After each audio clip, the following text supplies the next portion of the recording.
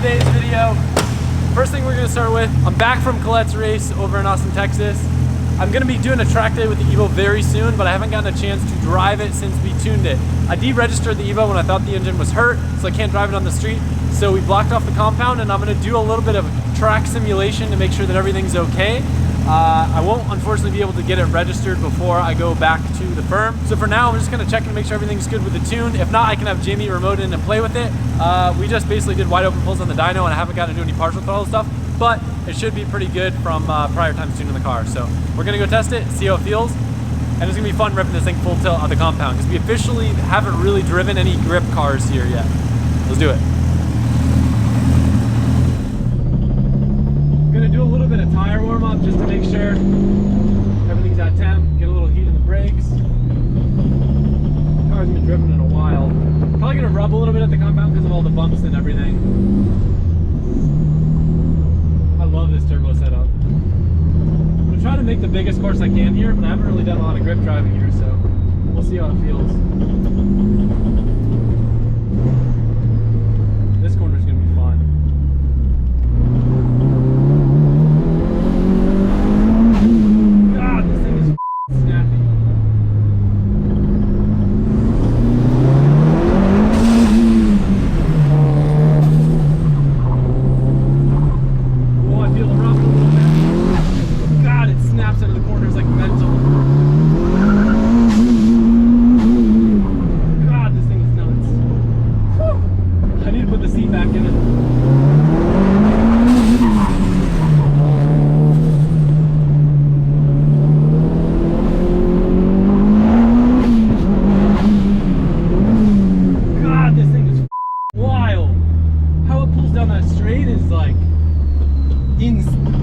Words don't describe it.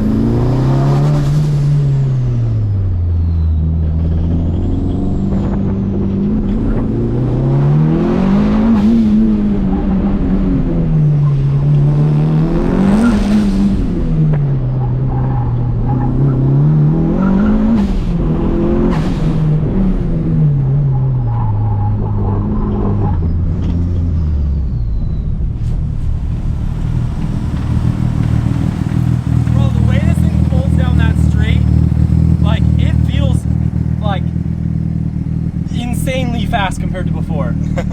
Like, second gear doesn't really give you the full taste, but once I hit third on that straight, it is like, I feel like this might be one of the fastest cars I own. Like, even in a straight line, it is wild. It's on the R34, I'm sorry, R34. I want to give Sean a ride. Alright. The compound actually works pretty good for testing, aside from the fact that I can't really get out of second gear.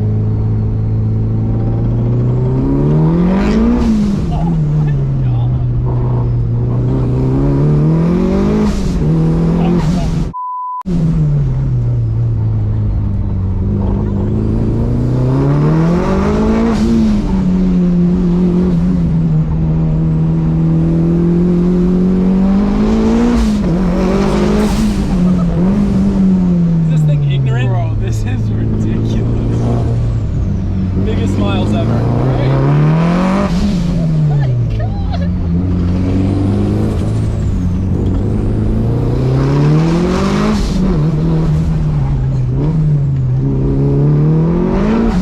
Oh my God, bro. That's nuts. This is the most ignorant car I own. Oh my gosh. You could drive. I can't do that. That's sick. Definitely not the most optimal like circuit for a Evo, but works. Whew, that was sick. Tune feels great. That was the whole point of this. I got so caught up in having fun. Like, partial throttle, no issues, nothing. Yeah. She's a ripper. This thing's ignorant. Ridiculous. I can't imagine at the firm. Do you go all the way to fifth, or what's up? You go to fifth gear? Yeah. Oh yeah, I'll go to the gate and I'll do a pull just to make sure it's good in higher gears. True.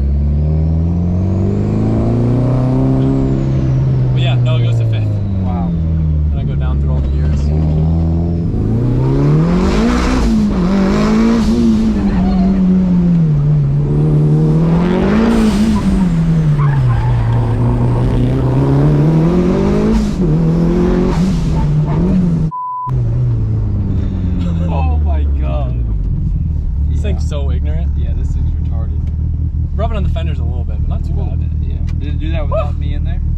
yeah, just once it starts pulling high G's. On the bank, it usually does a little, but it's not too bad.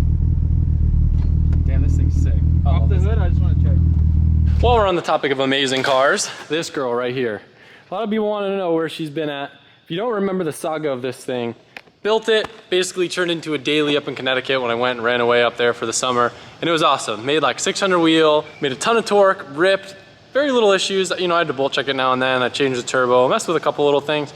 But overall, this thing probably has more miles than any car of this level that I've built apart from the Chaser, as just being my favorite street car. You know, it's got decent seats in it, it's got AC, it's cool, it made nice sounds, it revved out to 8 grand. But I was never stoked about how the power would always roll over. But part of the problem is on the Series 2 heads, they have hydraulic lifters, and the biggest cam unit fits like a 256, so no matter what, you're always gonna have that power roll over. And I wanted this thing to pull really hard up top so I could have better traction, because once you run out of tire, which I did on this thing with the slicks that I was basically running on the street, the trick is to keep the torque the same all the way through, and then you won't just be like blowing the tires off in the mid-range and then falling off up top. So to do that, I wanted to do a Neo head, and ironically, or I shouldn't say ironically, but coincidentally, on the dyno the last time when I went to a bigger turbo to try to remove some of that torque, it broke the crank. What I think caused it, we were having alternator slippage issues. I think a combination of having a damper that a lot of Australians seem to swear causes broken cranks, plus having an alternator that probably had a bit too much tension. It doesn't have a normal tensioner, so you'd always have to use a pry bar, and we probably just over-tensioned it. It broke the snout. Now it's a non-interference motor, so I'm hoping that internals are all fine and everything's good, but we've been building a spare engine on the side, which should be ready, hopefully, within the next month. It's a HKS 2.8 crank. It's a Neo head with custom 272 Kelford cams. I'm gonna be running a G35 900 in it. CP pistons. I don't remember if we went crazy with compression or what. It's got BC rods, all the oiling mods, and I'm hoping to make in the high 700s, maybe low 800s, but rev out to 9 grand and keep 600 foot-pounds of torque everywhere, rather than just 650 foot-pounds of torque and then Sean has been working on getting this thing pulled out, and Mike will put that footage in now.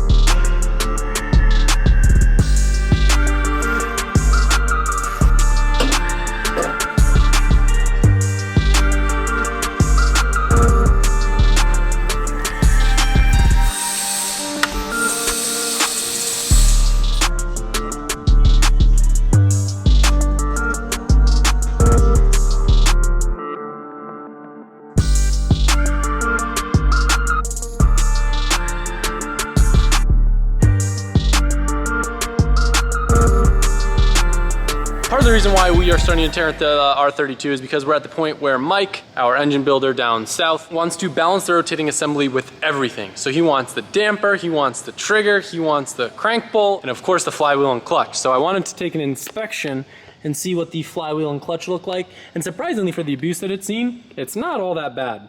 A couple hot spots here and there, but I still got a decent amount of life left. I'm gonna replace everything while it's out. I can get a new plate for the actual like adapter clutch, so I'm gonna order one of those. And that way he has everything that will be on the crank so he can balance it. Because once you start getting into higher RPM ranges, a little bit of imbalance can make a huge difference and can make everything really mad. So trying to go as overkill as I can. This thing's gonna be a bad setup. Now it's time to pull the rest out, and maybe we'll dive into this engine in this video, or maybe it'll be in another one. What do you think of the Evo? It's hard. No puke? No puke. Good. I'm good. Good, no puke. God, look at this thing. In retrospect now, I kind of wonder what this car would have been like with a ZF instead of a CD. A lot of people have been asking me lately, since I've been a big ZF guy, kind of the differences. My biggest complaint about the CD, it's really big and bulky, so if you're doing a 5-speed ZF, all the way win. But for a street car, the 6-speed 335 box that I have in the green Silvia is sick. Still a little bit bigger. I think the CD is still bigger than that, but it's obviously bigger than the ZF 5-speed. My thing that I like about the ZF the most though is the shifter. They don't like insane amounts of shock, so it's important to run like a clutch delay valve or not an insane clutch setup. But the shifter being remote mounted versus the CD where you have to run these weird adapter shifters that shorten the throw way too much and make it hard to find the gear.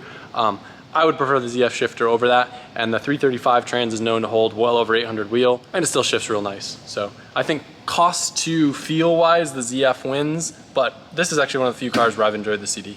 Somehow, I don't know that this is a controversial thing, but it appears to be in videos whenever people see that we don't run coolant in cars. We run distilled water. Most tracks require it, that way you don't have coolant spills on the track. We also live in Florida, so we don't see freezing temperatures. It works, it's great. We're not here to discuss that. But I am sick and tired. Every freaking time I go to Publix, every time I go to Walgreens, they're out of distilled water. I go to the manager and go, are there more distilled water back? Nope, that's all we have, sir. But we need like 3 to 6 gallons every time we're doing a build because, you know, we got to put it in, then we find a leak, then we take it out, then we put it back in. But I go to the manager one time, I'm like upset because I never saw it. I'd be like, yo, dude, give me a pallet of distilled water. I'll buy it all. I will buy it all. And he goes, sure. Next thing you know, we got a pallet of distilled water. So don't ever buy it online. You can just go to like your local grocery store, or I think you might be able to do it at Costco, and it's the same unit price. So it was $1 a gallon instead of like multiple dollars online because you got to pay for shipping. And I don't know how many this is. 1, 2, 3, 4, 5, 6, 7, 8, 9, 10 by 1, 2, 3, 4, 5. So 50. So probably about like 250 gallons of distilled water. Sick. Thank God we got space. Also, on another note, I think the SR that I just bought was underwater, maybe in a flood. Oops. Yeah, so 360 shot, first go. Ready? Ready? Ready? Boy's nice with it. Oh, bolts. Damn, on film. The side-by-side boys, Doug and Matt are here. What are you getting into? We're back to right some wrongs here. So, yeah, this thing wasn't starting. You guys saw that. So we flew back down here with a bunch of parts, and we're going to tear into it and see what's going on. We got a pretty good idea. We got a theory on what went wrong, but we'll find out here shortly. I'm curious to see. Yeah, we're dropping the fluids right now. Shouldn't be too much longer. We'll have the side cover off, and we should know what's up. Sick. You guys are the best. I'm so stoked. You're the best.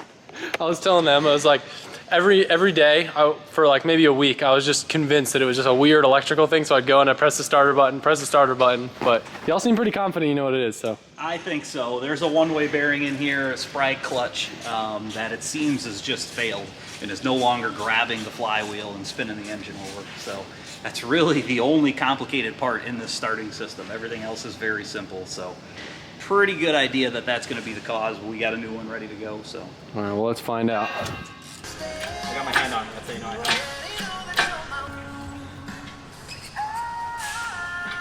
it. If I land this first try, you have to buy these trucks. Ready?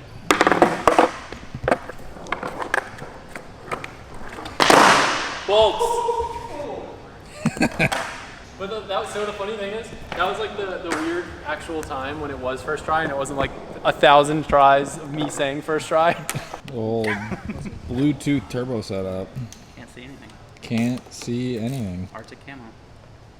Yo, dude, it's still taking me like 3 minutes to understand your joke. All right, so I want to close this video talking a little bit more about the LZ Invitational. Everyone's going to be coming into town like as soon as next week, and I wanted to share with you guys what the official grand prize is, and that's going to be the video where I dive into all the nitty-gritty and all the details. But that grand prize won't be here till Wednesday. So on Wednesday's upload, we're gonna dive more and talk about it. I know a lot of you guys have been asking about certain people, if and why they aren't coming, and all I gotta say is it was really tough to choose the 16 drivers that I did, but every single one of them is either someone that is so close to me or has done a lot for me. And this event isn't supposed to be like the best drivers in the world. It's just people that I think are really rad, that are gonna have a great time, that I think will put on a great show for you guys. I have a few friends as well that are going to be there giving ride-alongs and hanging out and jamming with all of us, doing a little bit of driving. But for the most part, it's a low-key event. I'm trying to keep it low stress since I've never had a drift event and try to not have a bajillion drivers. But if this goes well in the future, I might do some drift events where it is open to the public. We have bigger competitions, bigger payouts, and a way bigger driver field. We got a lot to sort out in the next 2 weeks before the event comes. A couple of people are having issues joining the members section of the YouTube channel. There should be a button now underneath this video, but I know originally it was taken for a while to pop up, but basically by doing that, it's kind of like a pay-per-view. I just decided logistically that it was much easier to do it on YouTube for streaming purposes and for the sake that it gets push notifications to all you guys. So we sold a good amount of tickets. VIP is almost sold out. We have plenty of seats. We still have quite a bit of general admission, but I do recommend getting some tickets because I don't think that we're gonna have any for sale at the gate at the rate that things are going. So I wanna say thank you to you guys. It's been a lot of positivity, a lot of people that are stoked, and I have to say there's gonna be some little reveals over the next 2 weeks leading up to the event that I think are gonna get you guys more and more and more stoked as you see what we got in store. So I wanna thank you guys for watching the video. It was a quick one. Just got back from Austin. I got 3 days here before we're off to PRI, and I got a lot of stuff we gotta get done because we gotta get ready because everyone's coming. Hope you guys like this video. Appreciate you. Evo rips. Stoked to get that thing on track hopefully in the next hopefully before everyone comes, and we're gonna have some fun. If you have any questions about the LZ Invitational, I will dive as much detail as I possibly can in the video that is coming on Wednesday, so ask it here and I will talk about it then. Thank you guys, and I'll see you soon. When you say